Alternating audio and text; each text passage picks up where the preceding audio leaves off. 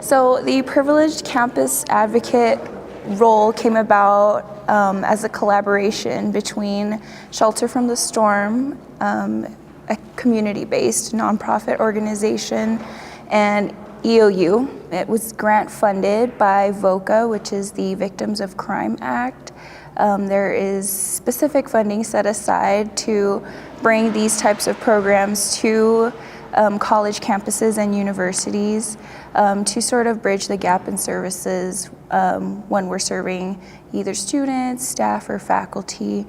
And what we do is provide advocacy and support services ranging from, legal advocacy, filling out restraining orders, to navigating the whole Title IX system, finding permanent or temporary housing if needed. So there's like a variety of programs and services that we could provide to clients. I think it's really important to highlight the fact that I am privileged and confidential.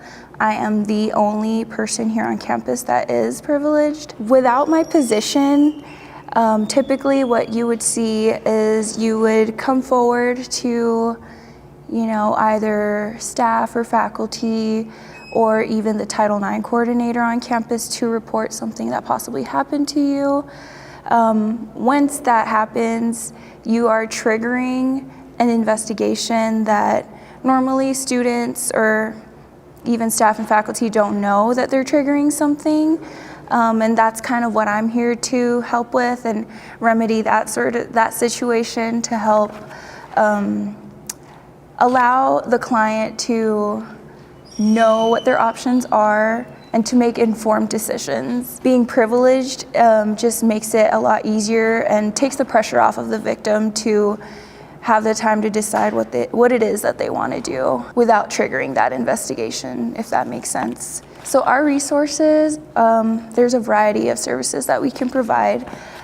Typically, when they give us a call, it's either to our office phone or through our crisis hotline, which is 24/7. One of our advocates always has the phone.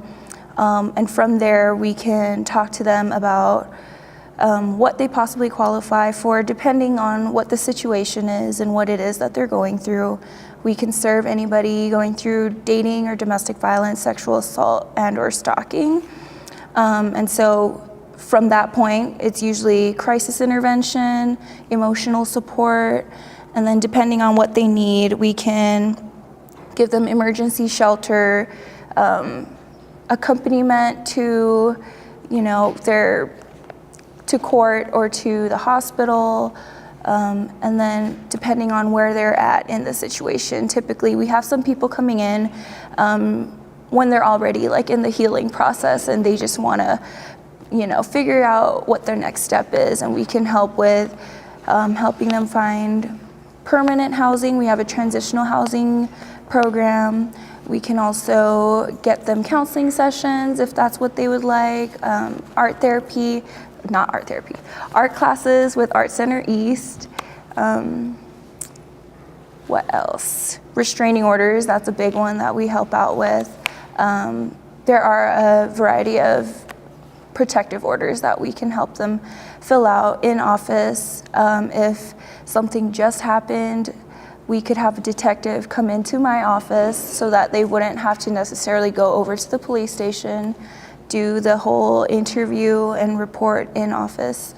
And then we also do our sexual assault examinations down at our main office too, so that they don't even need to show up to the hospital. So if anybody is experiencing or has gone through dating, domestic violence, sexual assault, or stalking, they can reach me at my office number, 541-962-3381.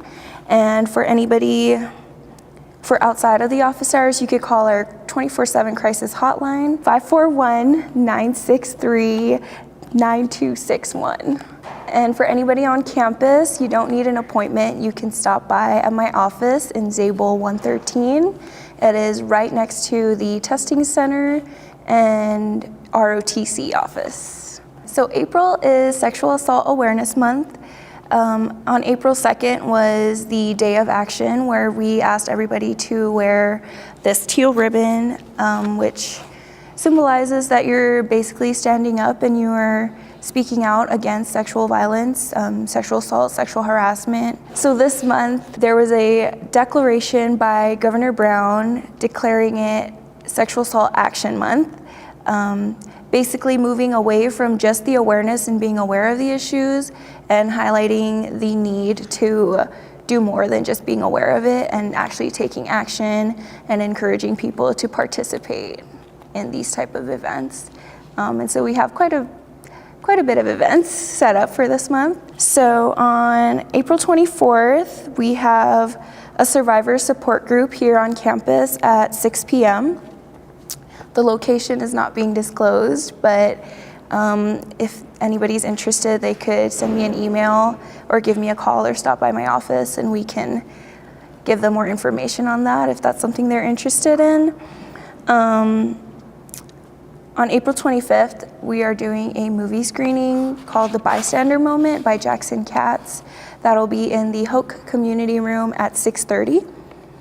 And then on April 26th, we are having the community awareness training from 1 to 5 p.m. That is a training for anybody interested in volunteering or anybody who just wants to learn more about the basics of domestic violence, sexual assault, and stalking. And then our big one is Denim Day on April 24th. We are having tabling events throughout this week and next week, and so if you'd like to participate, stop by and pick up one of our Denim Day buttons. They are free. So this is our pledge for Sexual Assault Awareness Month. We're having it at our tabling sessions. I don't know if you can get this, and it reads, I, your name, pledge the following: to recognize that non-consensual sex is sexual assault, to identify situations in which sexual assault may occur, to intervene in situations where consent has not or cannot be given, and to create an environment in which sexual assault is unacceptable and survivors are all supported. And so we want students, staff, and faculty, anybody a part of the EOU community, to sign the pledge and get your picture taken at our tabling event, and it's in Hoke on the first floor by the main entrance to Max Grill. And we are posting all of the pledges that are signed on the second floor of Hoke.